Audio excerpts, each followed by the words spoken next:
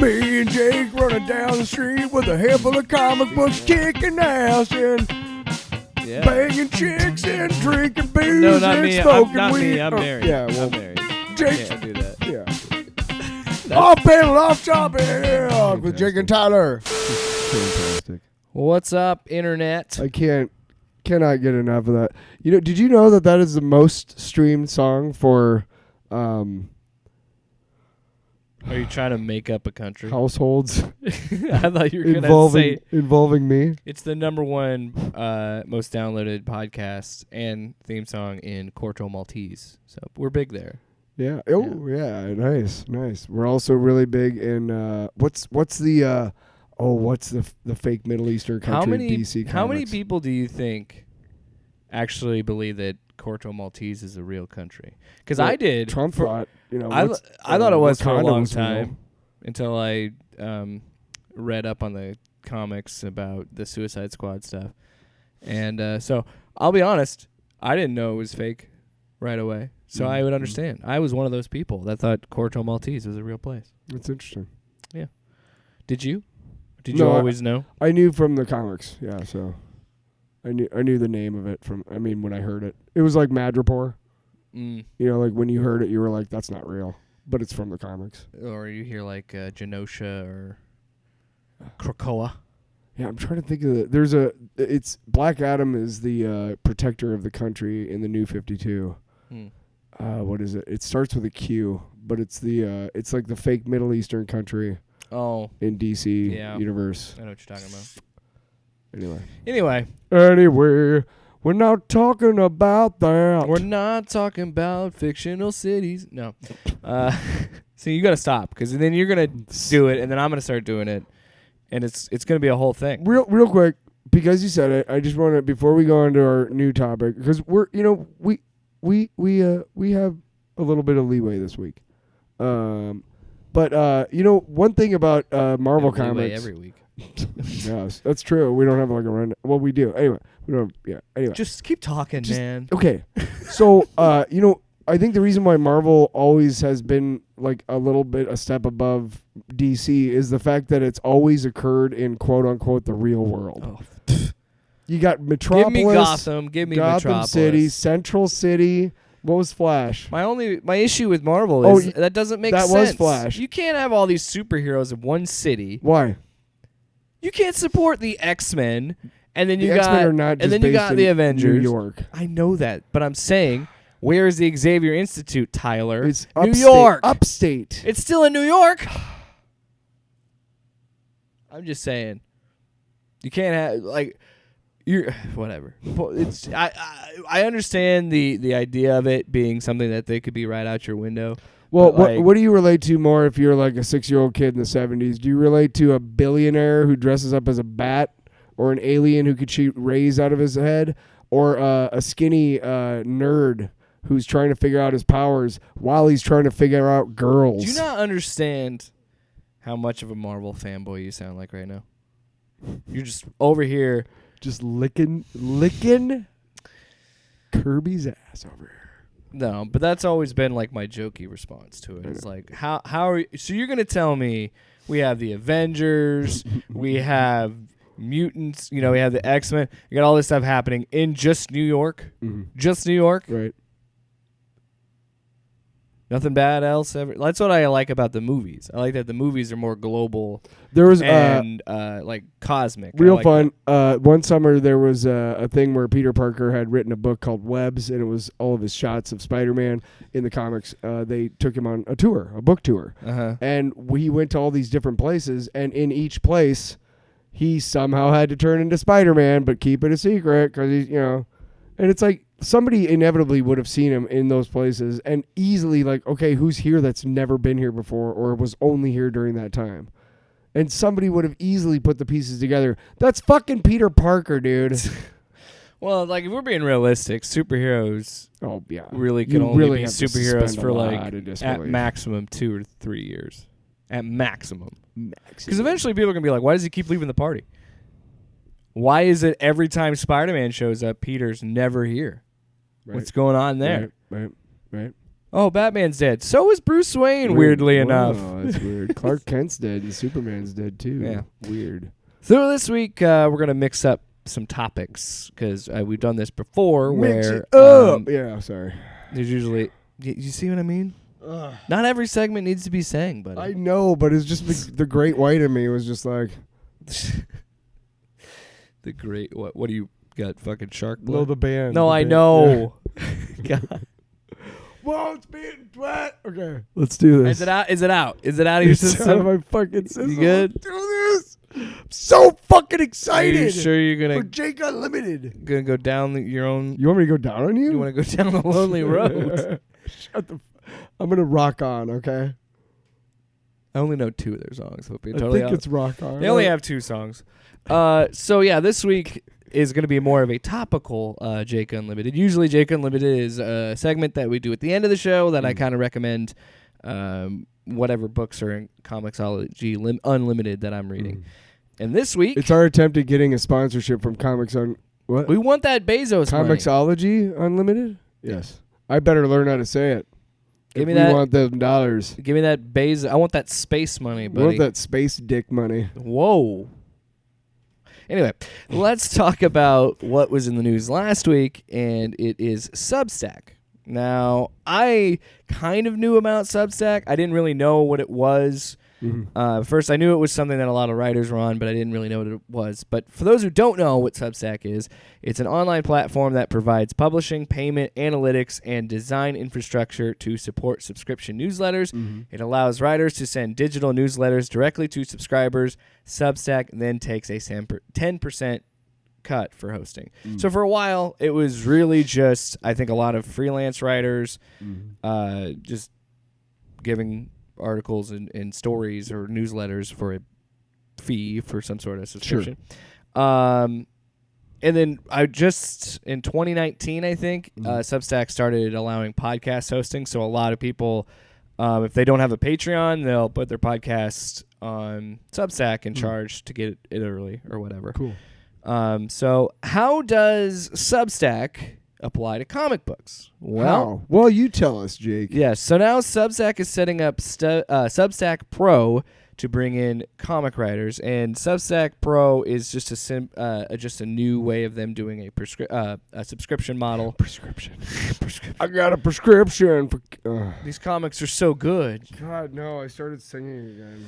Okay. All right, let's just. But I don't know. I'm gonna look up because I wonder if the 10% still applies to this. But I think that is kind of their allure because they got, I think, $65 million just reinvested into this company. So I think that infrastructure was in place to start competing with Comixology and or Kindle or whatever digital platform people use. Sure. And it's kind of interesting because they already have James Tynion. I think you were right there. Tynion. The fourth. He's the current writer for Batman. He's leaving DC and starting Substack. Yeah. And I think this is also playing into what we talked about a few weeks ago with Scott Snyder going to Comixology. You're starting to see more of comic book writers go independent because they're starting to realize they're not getting the revenue they want for characters. I think it was Jim Starlin who was talking about how even though they used Thanos, he still didn't get that big of a they get $5,000 and a ticket to the premiere.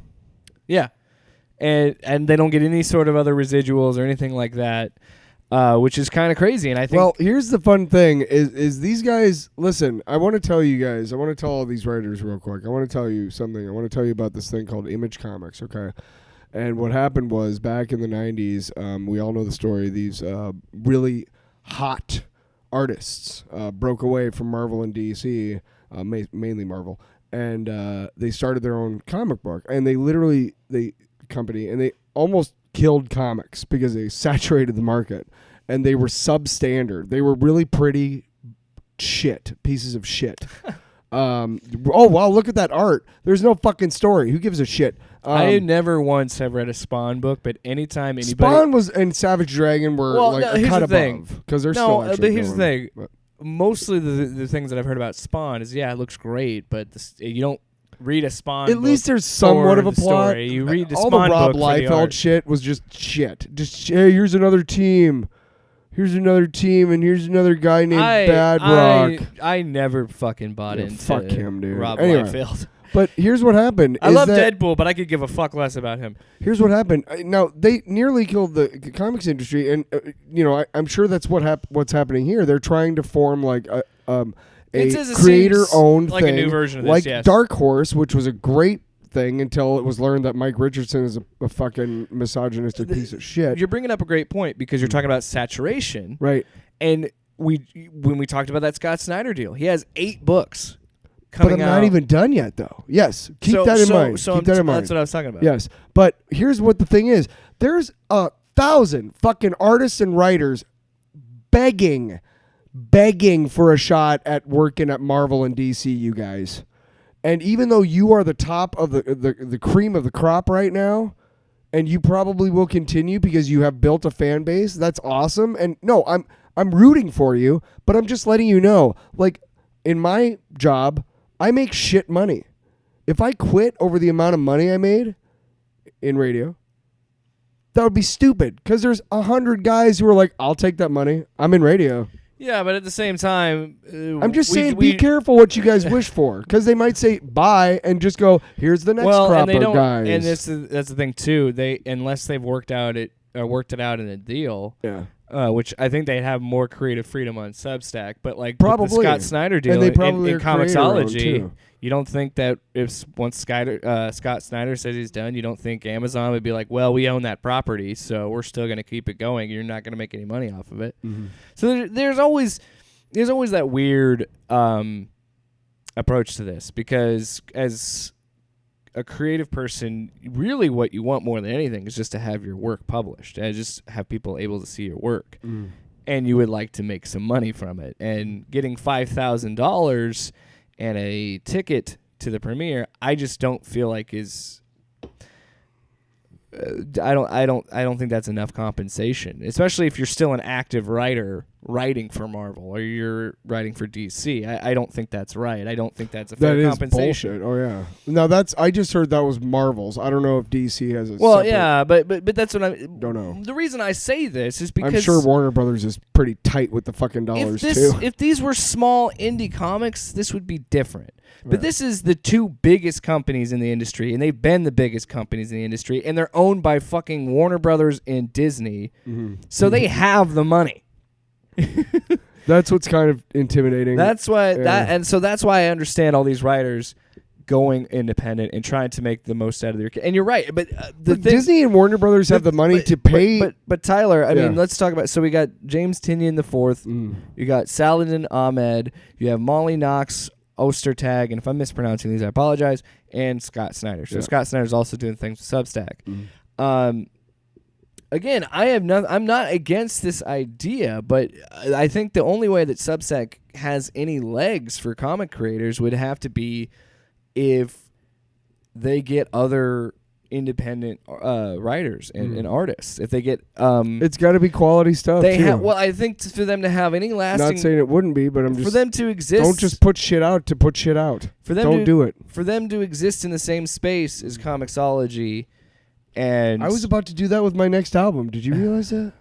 For them to exist in the same space, they have to be able to have a strong, steady library of originals. And it's at a certain point, only so many writers can write so many stories, and you're going to need more ground swell, grassroots creators on the platform to have staying power. Well, I was going to say that, and I don't know if they can do that with that percentage, because if they still try and maintain that 10% cut, it's going to be hard. Disney and Warner Brothers spend so much on advertising that they could literally go to any network or publication and say, hey, if you take money for these guys to advertise their shit, we're pulling our shit. And you know what? Hey, guess what? Substack can't find any place to advertise. Huh. They literally have that money to do that.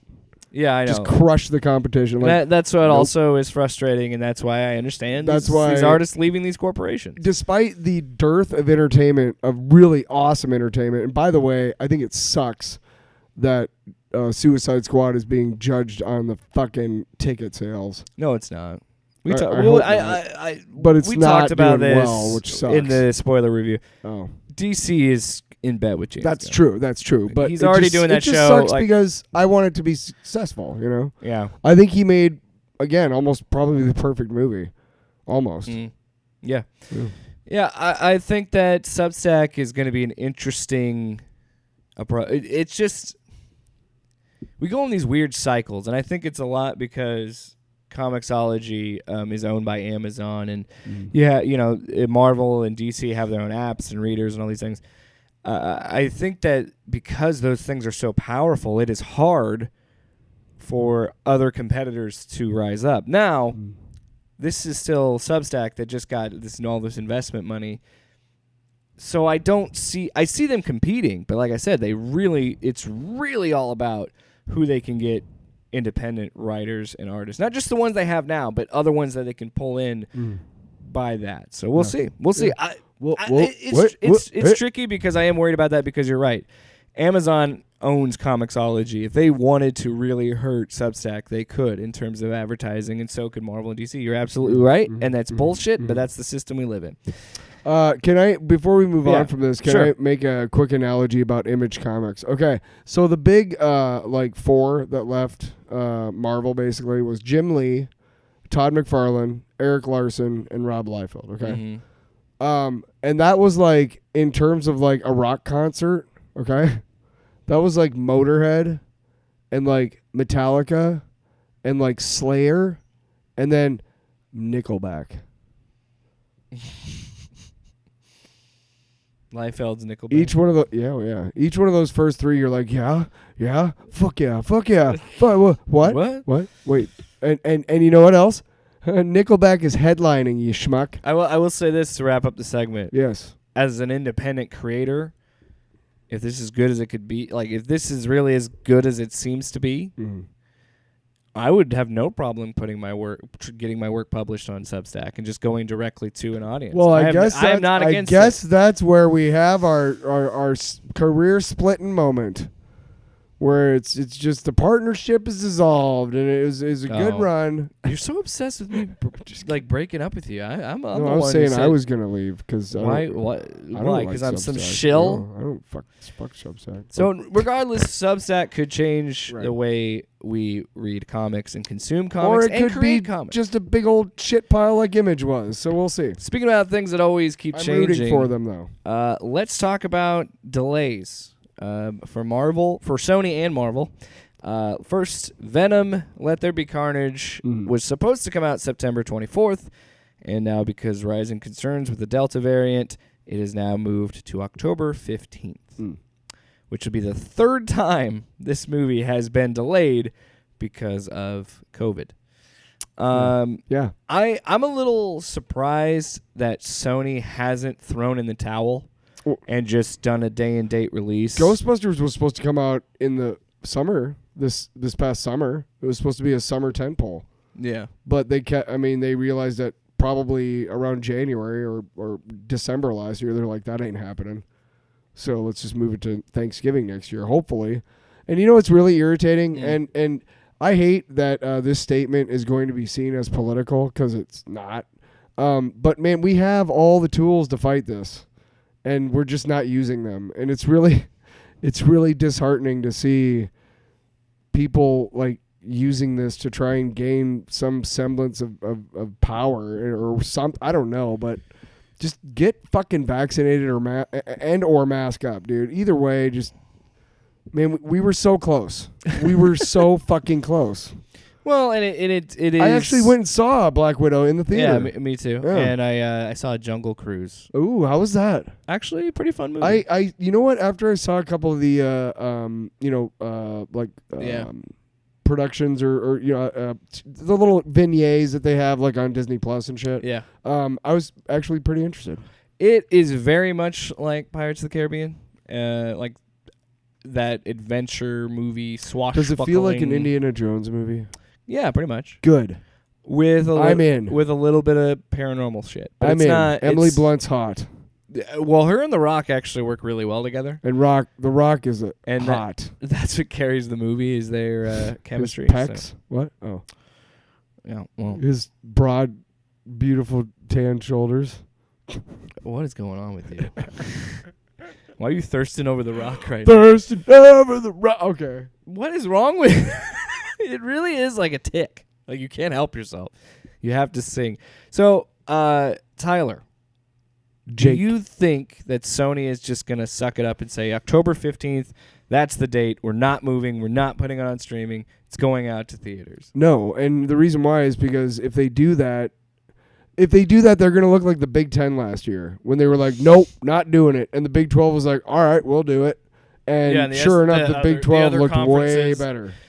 Yeah. Yeah, everybody followed the Big 12, and the Big 10 was just like, it was the SEC. It was the SEC. We'll play too. It was a couple of schools. It wasn't just Big 12. Just to give a little love to my co-host over here, Nebraska was one of the few Big 10 schools calling to play. Yes. And a lot of Nebraska fans are kind of pissed that nobody remembers that. Well, because you guys have been kind of... Are you done? Yeah. Let's stay on topic. I'm tired of you fucking slandering. Dune was supposed to come out last year. I was super excited about it. I mean, I totally got why it got delayed. To clarify, till this year. What? With Venom? Yeah. I think they kind of have no choice, and I think they're going to stick to theater only release because it's like you just said, I don't think they want to admit that they were wrong. Well, or they wanted to believe, like, look, I get it because all these companies got that little taste. Yeah. Right. In this, like we all did. Yeah. I hit my mic. Like we all did. Really got a taste. In May and June when we thought we were turning it around. Yeah. I understand why the studios are adamant about saying no. We stay in theaters. I mean, how much? Because you got to level it out. You got to think that how much money is Warner Brothers really making if they're releasing? The Suicide Squad probably could have been their biggest earner of the whole entire year. If it was exclusively on HBO Max, if it had been. No, I'm saying they should have. If they would have stuck to a theater plan, they would have made more money. I think. Oh.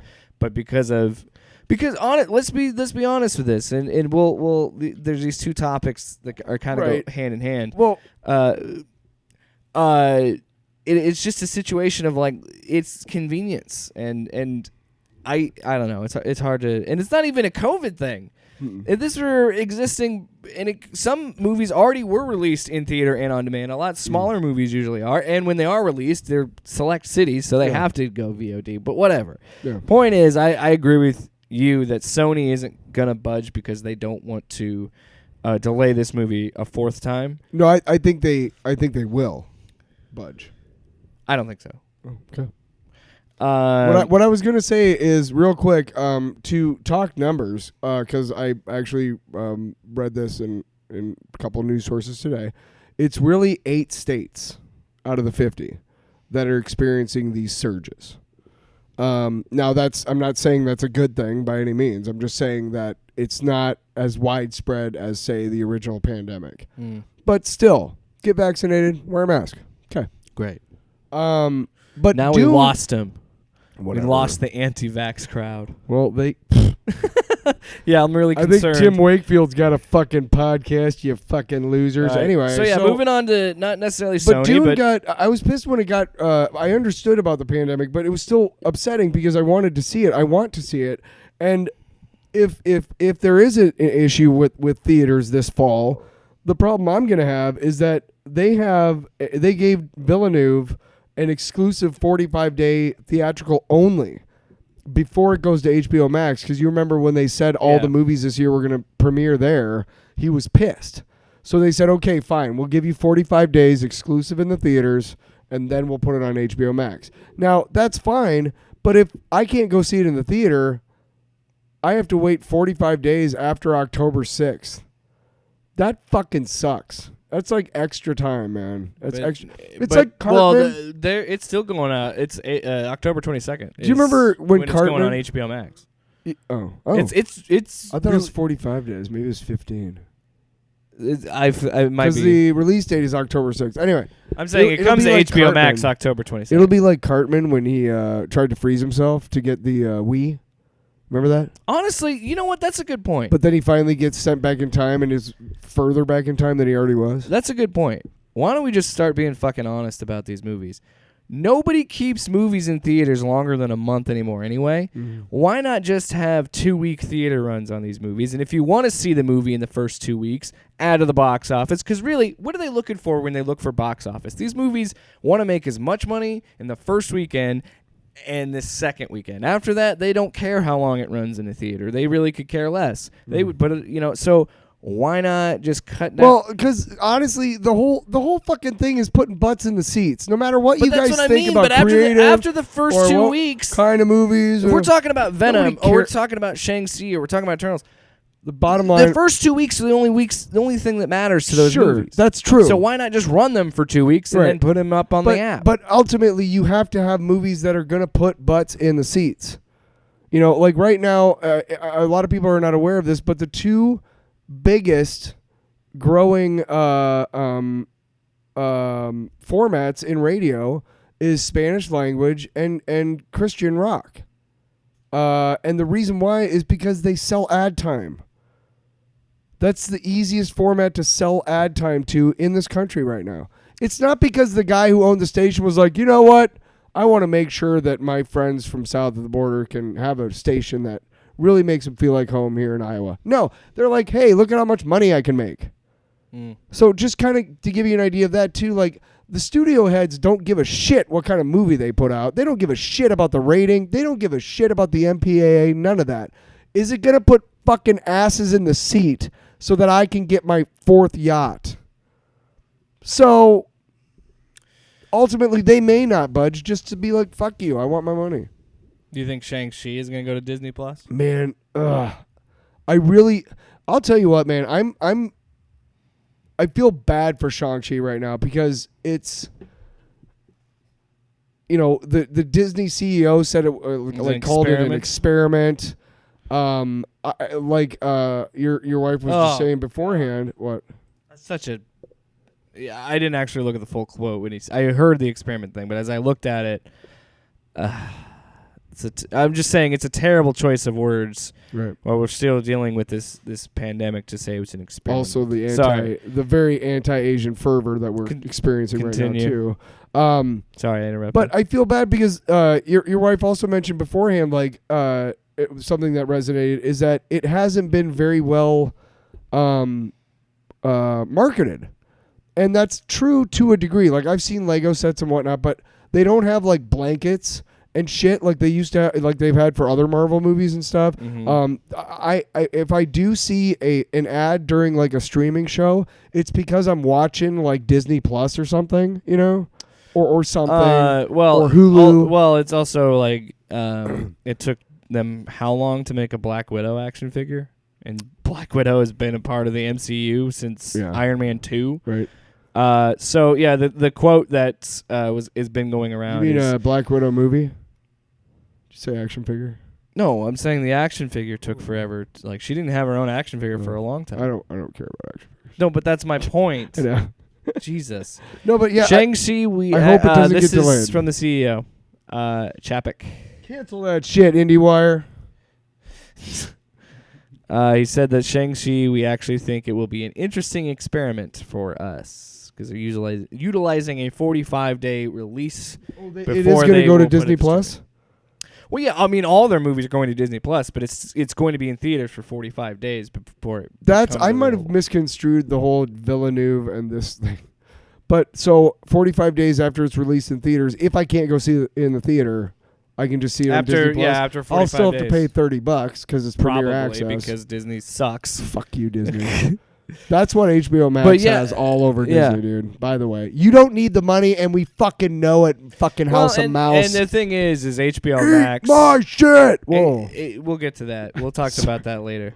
I just told Mickey Mouse to eat my shit. So if this is, there goes those dollars. If Shang-Chi, here's the question: if Shang-Chi doesn't do well, or Shang-Chi, however you pronounce it, if that doesn't do well, do you think Disney? Then and we don't know what the situation's going to be. This is always changing, right? But say we're still having we're having the issues with the Delta variant. Shang-Chi doesn't do well in the theaters, do you think then it affects Disney saying, okay, well, we need to delay the Eternals, and Sony, you should delay Spider-Man? Do you think that conversation happens? Based on just their box? Because she's saying experiment, so it seems to be numbers based. I think they do exactly what you say, which is, you know what? We're going to fucking start including the streaming in the box office. In the box office numbers, and that's how we're gonna make. That's where we're gonna make our fucking money. Well, like it or not, that's gonna be what they do now. Scarlett Johansson is open to floodgate because now she's gonna be standing up for. Well, and here's the thing, right? It's a combination of issues because on one hand, I think yes, she should get her money because of course, absolutely. I just have another point about absolutely putting it on Premier Access caused problems with the box office. It's the same thing with the Suicide Squad. Yeah. I didn't see it in the theater. I'll be honest. I watched it at home. Yeah, it was awesome. So she clearly has some sort of agreement there, but they didn't.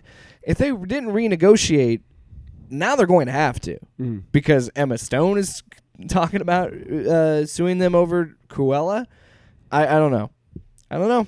Well, okay, so it's complicated. When we were talking about including the numbers in the box office, think about it like this, and this is how Disney is looking at it, and Sony. Okay, I pay say $10 average for a ticket to a movie. I have to see it during that window of time at that location. I can't take it with me, and I can't show it to my friends. Now, if I get it on Premier Access for $30, that's 3 tickets. Okay. Now, I can have that, I think, for 48 hours. I can have people come by and, hey, you want to watch the movie? Cool, I still have it, blah, blah, blah. So if you think about it like that, you potentially are losing all of that money from people who are not going to the theater and just going, hey, or even worse yet, using their Disney Plus login. Well, it's the same thing with the Netflix movie or HBO Max. Right, how do you recoup your numbers? But I don't know how that shit works, man. I don't know how Netflix sustains itself. I just don't. I really don't. It hasn't. Why have we not tried to get a Netflix? Netflix hasn't been profitable for a while. I think wasn't that a story a couple of years ago that Amazon had finally become profitable after being around for how many years? So I don't know. And I go back to this idea of Venom. Sony again, I think, is stuck in a spot where they have to commit to say, no, we can't do this. We're going to keep it in theaters. We're just going to do this. And then, depending on where we're at, what about Spider-Man? A bigger property than Venom. Your biggest property. Sony and Marvel would be smart to put their heads together and figure this out. If they're going to do it. Especially if the rumors are true and they're going to do a Spider-Verse type thing with Andrew Garfield and Tobey Maguire. If they do that, you're going to want to see that in the theater. You're going to want to try and work something out. It's just where's our fucking No Way Home trailer? It's what we always talk about with like this podcast and just in general is like we have so much entertainment now. And there's so many things that I could be watching instead of this stuff, but it's like so I could get mad about a delay, but I'm like, well, there's all these other things I could be doing or watching. What and I want everybody to be safe, but at the same time, it's like, you fuckers, I just want to watch Spider-Man. I just want to watch Spider-Man, you sons of bitches. I want to go to a restaurant and not worry about getting that, I want to do stuff. Yeah, and look, I prefer, honestly... I don't like people anyway, so... here's the thing. I'm getting to a point where I'm trying to start a family, so I understand my days are numbered in terms of being able to just randomly, and I work nights, but just like randomly on a Tuesday morning, if my wife has the day off, being like, hey, let's go see Jungle Cruise at 10:30. I don't necessarily have that freedom, so I do understand parents on the other side of being like, I like having HBO Max do day and date. I like having the Disney Plus Premier Access. So I think it's an interesting, because we're already heading that way, but I think COVID has really changed how we view movies and consume our entertainment. Because now we're kind of in a spot where it's something we've already been approaching for so long with the internet, which is the fact that we have all this content easily accessible at our fingertips. But even with all this content, we're bored. We want to do something else. We need some other shiny thing. And so now we're also in a spot too where we're like, well, why would I go out and be around people when I could just hit a button on my TV and watch Black Widow? I think we should all understand, or at least be prepared for the idea that society as a whole is going to just turn upside down here one of these days and just change. I think, unfortunately, 5 years ago, it was still a good idea to have DirecTV. 5 years ago. Well, I think last year... 5. I think in 2020 in particular was such a giant cultural clusterfuck and shift into... And everybody on the planet experienced it. This was not a localized, like, American thing or a Russian thing or a Chinese thing. It's not to the level of global. A war or some, like... A lot of people have died.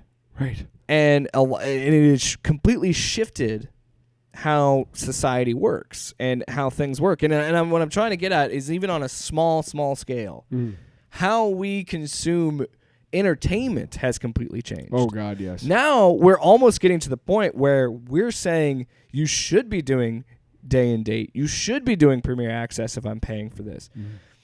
The only thing that I could see being a problem is eventually HBO Max is going to be like, look, we're going to have to start charging for these movies. Because they already said in 2022 they're going back to theater-only releases.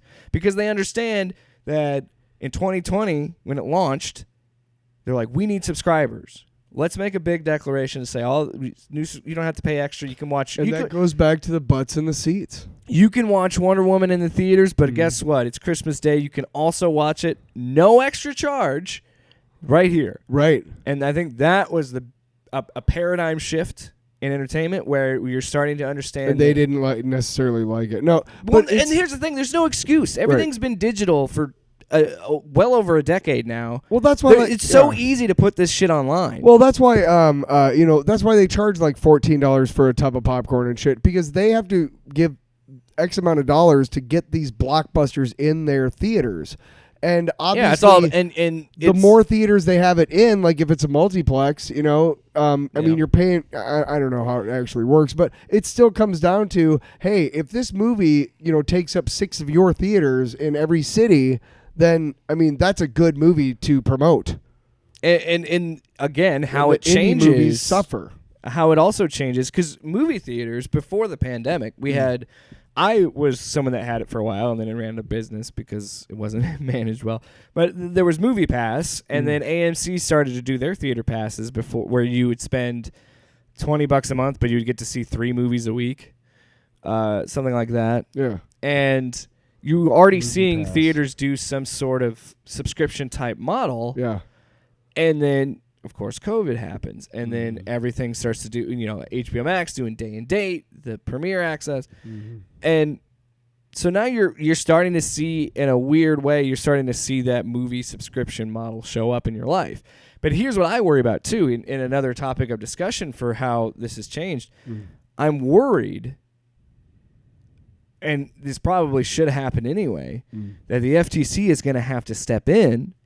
Because if you remember, when movies were first distributed in America, you had movie theaters, but they weren't regular movie theaters. They weren't a third party. They were owned. Warner Brothers had a movie theater to watch Warner Brothers movies. Right.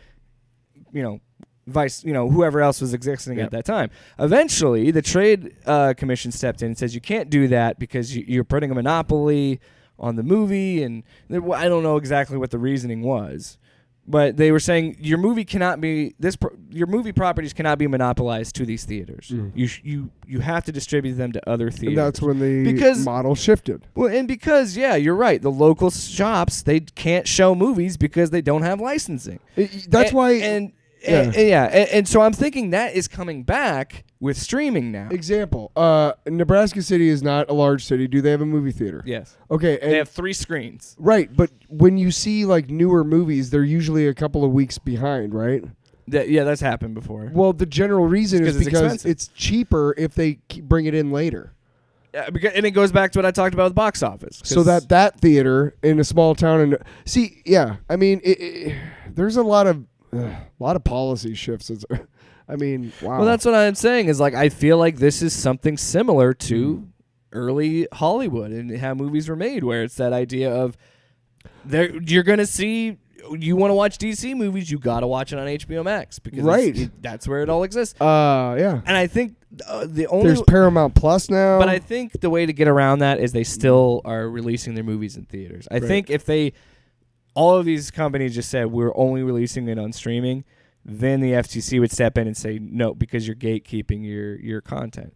Like having original programming is one thing. But completely locking your content behind a streaming service and not being in theaters or having any sort of third-party access, I think is where I think that's the reasoning behind it. Yeah, and we need to enforce FTC shit more than we do. Oh boy, because Disney should not have been able to buy Fox. Hey, why is it when I'm living in West Des Moines and I want to get electricity, there's only one place I can call? Mid-American. Why is that? Isn't that against some sort of monopoly trade law or something? So, can we talk about real quick? I do want to talk. One of the really great aspects or kind of results of the way entertainment has changed, as far as having these studios being able to do a lot more content, is the diversity. There's some really cool stuff that we are able to see. There's a movie on Netflix from Korea called Space Sweepers, and it is kind of a lower budget movie, but is one of the better sci-fi movies and has a hell of a lot more heart than fucking Star Wars. And it's brilliant. I believe one of the actresses was in Parasite, that movie that won the Oscar. A movie that I have yet to watch. I don't know if I ever will. It's really good.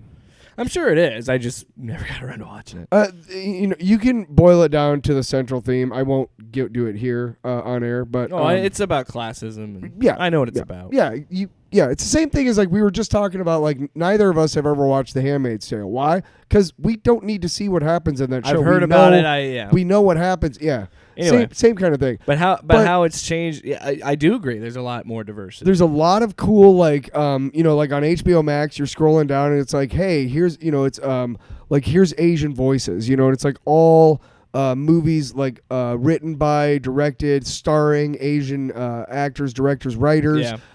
There's African American and Latino and. It's kind of cool that there's more representation. Well, just a great example of that is Taika Waititi.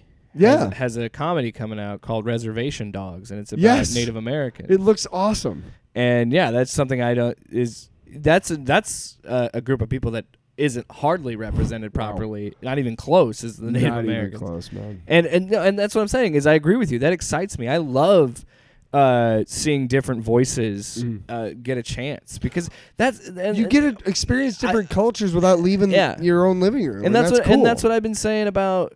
That's how you grow as a human being. That's why I love talking about pop culture, and I love talking about movies because you're so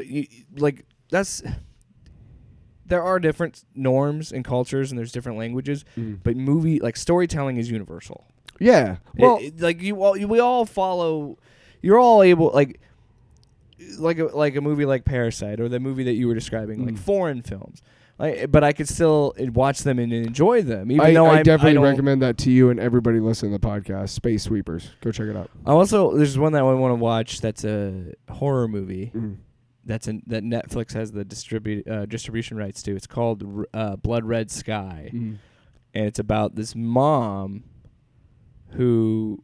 The plane gets hijacked by vampires, but this mom has to protect her kid. Okay. And she's a vampire. Oh, wow. And it looks real gore. Like, it looks like a and here's gore fest. You're getting a lot more original stories because it's not Hollywood. That's the thing. I've never heard the idea of vampires on a plane. Right. That's a cool concept. I mean, that's the other thing, too, is you're getting stories that you wouldn't. Or you get movies maybe because of cultural differences, that they think of stories like a story would come out of. The Korean movie that I'm talking about, that kind of story. But it's actually more. And you're absolutely right. That is a good positive. And there are streaming services that exist. Fuck, I can't think of it. There's a couple that do like. You can. Curiosity Stream's one of them. They do documentaries. If you have Netflix and you change your ISP to a different country. There's a way to do it. You can do that with NordVPN. Today's No, they're not sponsoring. No, but that's how you do it. The reason why you might be thinking like, oh, nice SJW, but here's honestly the reason why I like diversity. Makes us better. Right, but here's what I think of when I think of diversity and why it's good. Okay, I grew up. I'm a white kid in America, and there was no shortage of heroes that I could look up to that looked like me and that, you know, lived my kind of life, you know, and were part of my culture, what have you. Okay. I always think about a young kid who's not white, and hey, there's a black Superman movie coming out, like a black kid. I'm like, how cool that is for that black kid. And how neat that is that kid gets to experience the same like amount of awe that I did when I went and saw Chris Reeves in the fucking first Superman back in the 70s.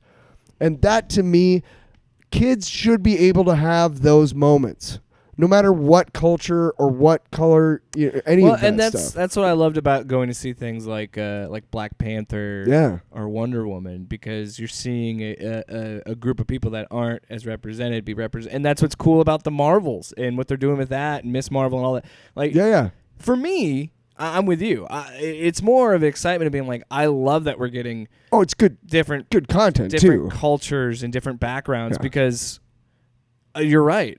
I've seen the story about the white guy. I've seen that many, many times. Yeah. I want to see the story. That's the norm, guys. Right. I want to see how this Indian girl becomes Miss Marvel. I want to see, you know, I want to see T'Challa in Wakanda, because that's a story that I'm not, you know, something that you can expose me to, that maybe, because I'll, like, before the movie, I didn't really read that much about Black Panther, but ever since seeing the movies and seeing him in the MCU, he's a character that I want to read more about, because he's actually awesome. A fucking badass character. Pretty much from the moment he debuted in the 60s. Yeah, Black Panther's pretty badass. Yeah, he's pretty good. He is at years of comics. Yeah. But you're right, it has given new voices, and it has given people a chance, and I think, if you see more of this Day and Tate model for Warner Brothers, or you see some sort of hybrid streaming theatrical model that they're going to have to do at some point, it's almost inevitable with COVID, which is how it's completely changed the game. But I think that it will be good for creators, because I do think that if they go to some sort of hybrid model, I think that they can make stories that they want that might not be a broad enough story for a wide audience, where you can tell, because you could definitely tell niche superhero stories, and they might be relegating that just to streaming. Yeah. But even with that model, with that hybrid, I still think that you could make something to the level of Suicide Squad, where you can be a little bit bolder and you can be a little bit more R-rated and adult. Yeah. And I hope we see that with Disney's Deadpool. I don't see why not. I think at some point Marvel is going to release R-rated movies, but it's going to be like it's got to be like a Marvel Knights line, where it's like. Did you see the leaked images of Moon Knight? Yeah, it does look pretty cool.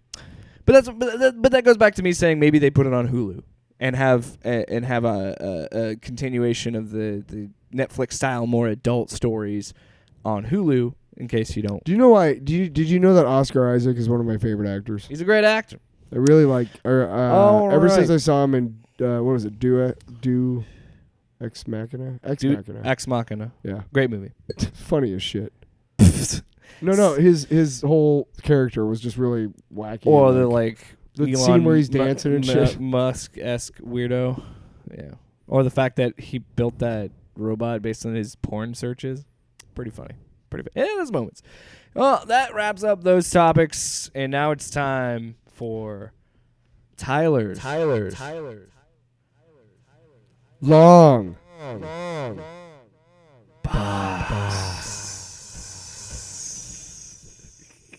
That was weird. It's fucking creepy. It gets weirder every week. Sure. Every episode. It's just like me. So just to talk about a comic that I have read recently that was really cool that I think you should check out. And I know every week it's probably going to be a Marvel property. Yeah, but I'm sorry. You Marvel shill. I'm looking for that money, Bob Iger. Anyway, is it Iger? It's not him anymore. Oh. She stepped down, remember? Whatever, whoever. I said who it was earlier. Feige. Hey, Kevin Feige. Give me some money. Anyway. The Defenders. Isn't it Joe Quesada? Isn't he still editor-in-chief? I don't know. I just want some money. I just want some money for loving the stuff that I love. Give me that money. Give me that money. Give me that love. Okay. So wrap it. The Defenders. Wrap it up, guy. The Defenders just recently came out with a new, I think it's a limited series, but it may be an ongoing one. But for those of you who are not aware, the Defenders is generally Doctor Strange senses some sort of threat, and he brings together heroes. That's the way it's been for the last couple of decades or so. When they first came up, they were just an alternate team. So they weren't like the street level characters. No, and that wasn't the original Netflix. Defenders either. The original Defenders. Eventually, they do become that, but the original one is Reed Richards. I don't know. That was more heroes for hire in the comic books. Luke Cage and Power Man, Misty Knight, and all that shit. You're right. You're always right.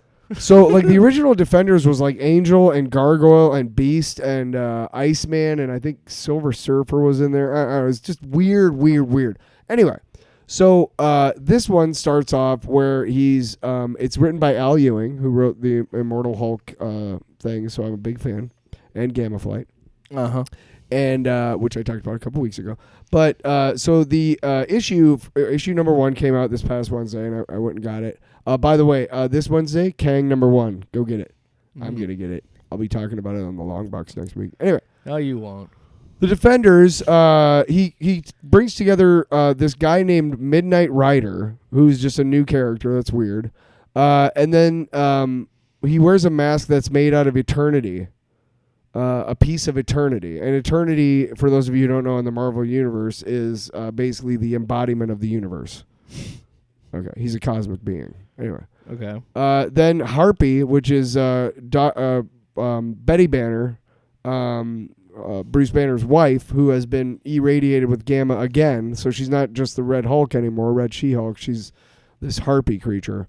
Then Silver Surfer, and I can't remember who else. Oh, Cloud, which is this weird 70s fucking character from nowhere. Anyway, but the whole thing is that they get transported back to the first cosmos. And I think I've talked to you about this, Jake, before, about wanting to see like a story about what happened to Galactus before he was Galactus, when he was Galen of Ta, the explorer, right? Yeah, because they've touched on his backstory, but they haven't really talked about like what happened, his home life, I guess. Well, what exactly happened to the last universe?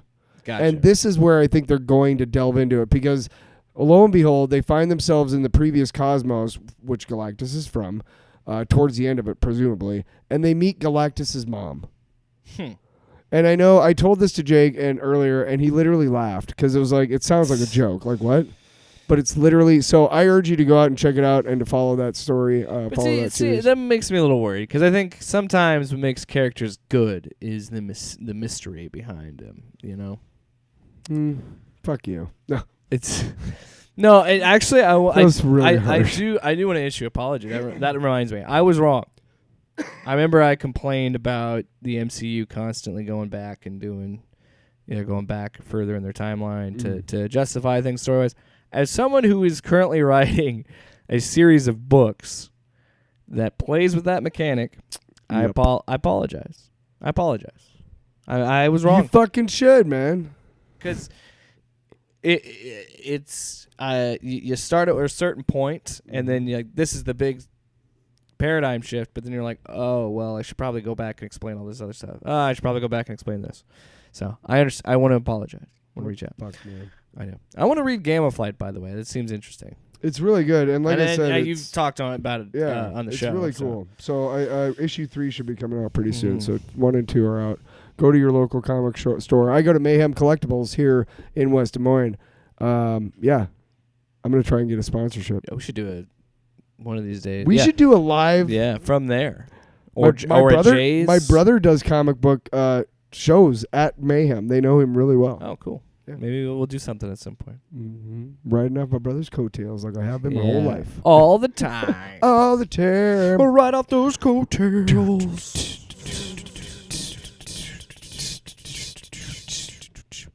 Yeah. That was freaky. Freaky deaky. Tyler, would you believe it?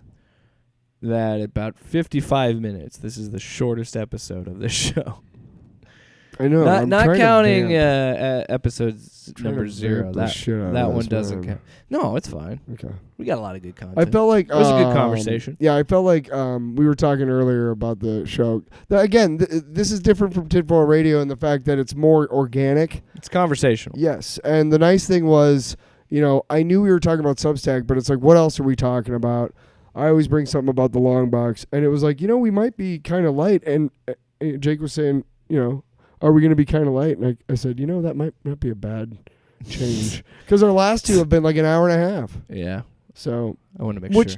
Don't get me wrong. It's fantastic content.